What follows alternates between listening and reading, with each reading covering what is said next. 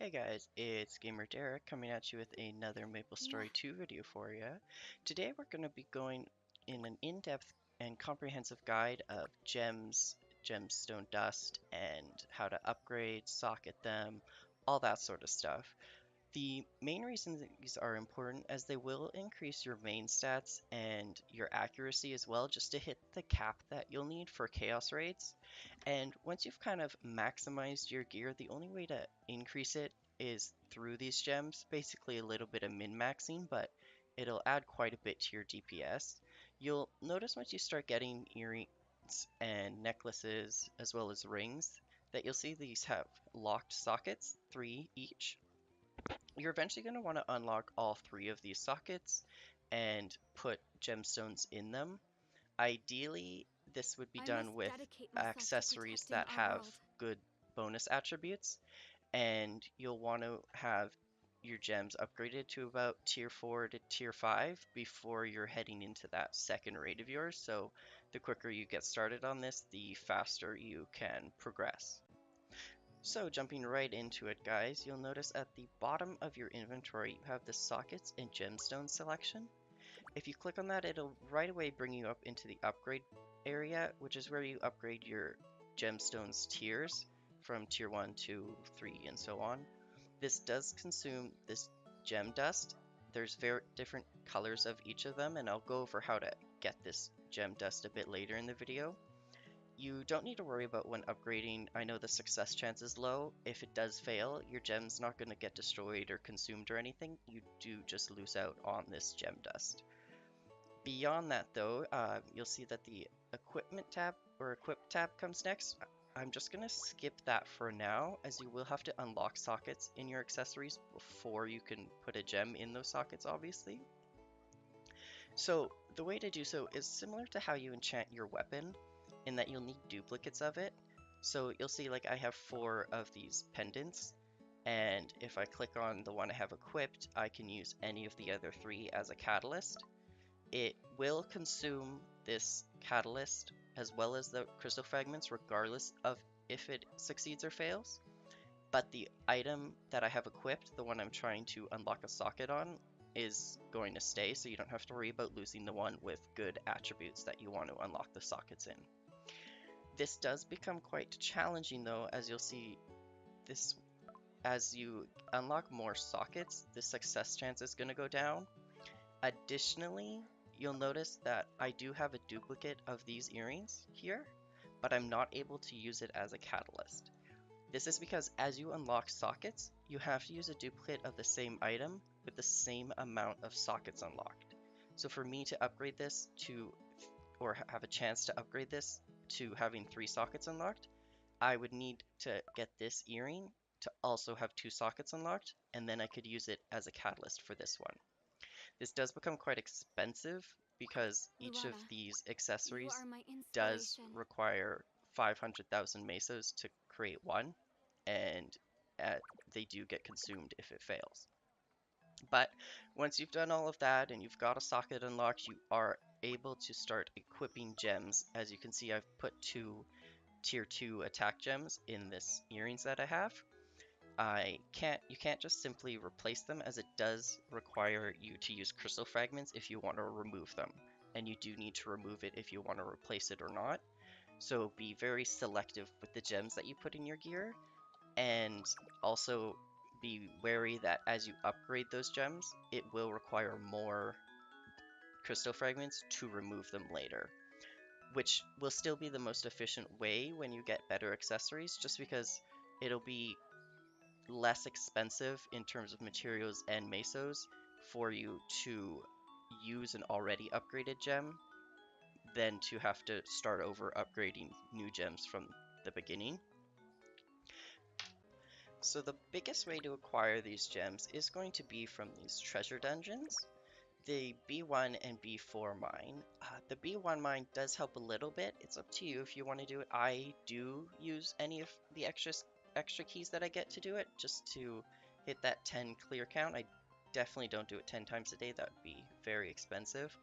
But they do give you these tier 1 gem boxes, which give you tier 1 gems. But you're really aiming for Luana, this you are B4 my mine, inspiration. which will give you 25 tier 1 gem boxes or 10 to 12 tier 2 gem boxes, which are going to be the biggest way for you to acquire those gems as well as gem dust. But the way to enter these dungeons is just going to be over here in Tria. You'll see Archaeologist Natalie. She's just this green icon on your map here. When you talk to Hi there. her, you will be able to analyze rusted keys.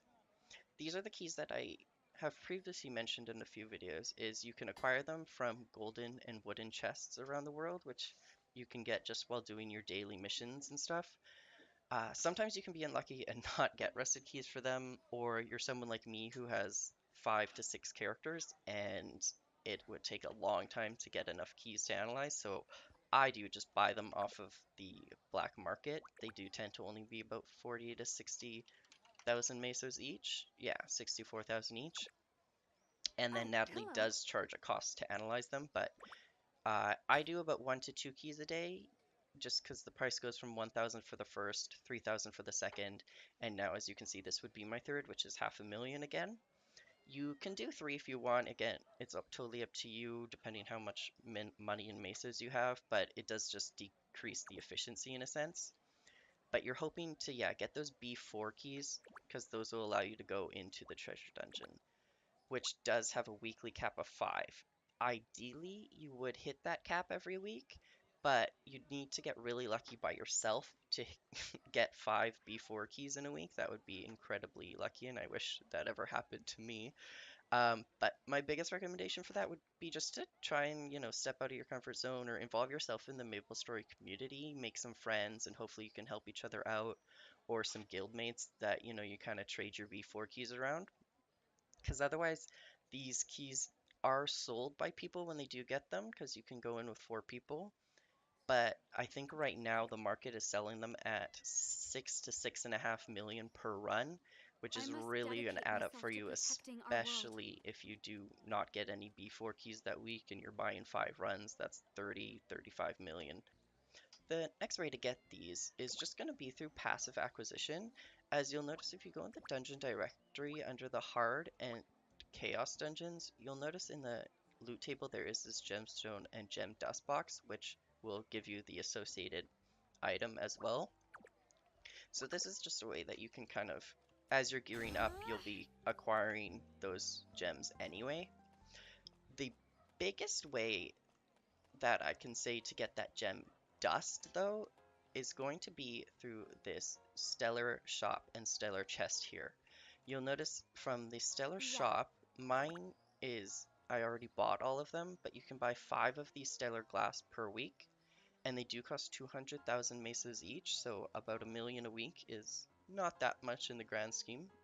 But you can use one of these stellar glass and 5 obsidian essences at this stellar chest here, which I've already done mine, so I can't, but you can create 1 or 10 or up to that 5 gemstone dust chests, which are going to be very helpful. As I previously showed you in the sockets and gemstones here, to upgrade them, you're going to need specific colored gem dust, and that gemstone dust box is going to be a way where it'll essentially be a chest in your miscellaneous here, and you can select what color of gem dust you need, and it'll give you 200 of whatever that color is. So it's really helpful for upgrading very specific gems, especially if you're low on a specific color or material that you need. And then finally, you can also get gemstones and gem dust if you want through the toughen up missions. I personally don't go ahead and do this, but it's usually just a quick pet capture and it'll give you these power mission boxes, which I'll actually mention again in a pet guide video, as they do give you pets Luana, and other stuff you are for my them as well. But inspiration. they do have a chance of dropping tier 1 and tier 2 gem boxes, as well as some gem dust boxes as well. Not quite as nice as the stellar, they don't give you 200 or anything like that, but every little bit there helps. And then it's not necessarily a way to acquire them as much, but gemstones, if you do have any excess that you don't need, or have stats on them that you don't want, you are able to dismantle them just like you do with the gear that you don't need, and they will dismantle into some gem dust that you can obviously use to upgrade the gems that you do need. But that does cover it for everything about gems and gemstone dust and boxes, how to acquire them all, what to do with them, unlocking sockets, increasing your gear and stats, and hopefully this video or guide helped you guys out a bit and getting ready for those dungeons and raids. Hopefully some information you may or may not have known. If you did find this guide helpful or you just enjoyed listening, I'd appreciate a like, and again, just hit that subscribe button if you really liked it, as I will be coming out with more videos and guides as time goes on and my editing hopefully improves as we go too.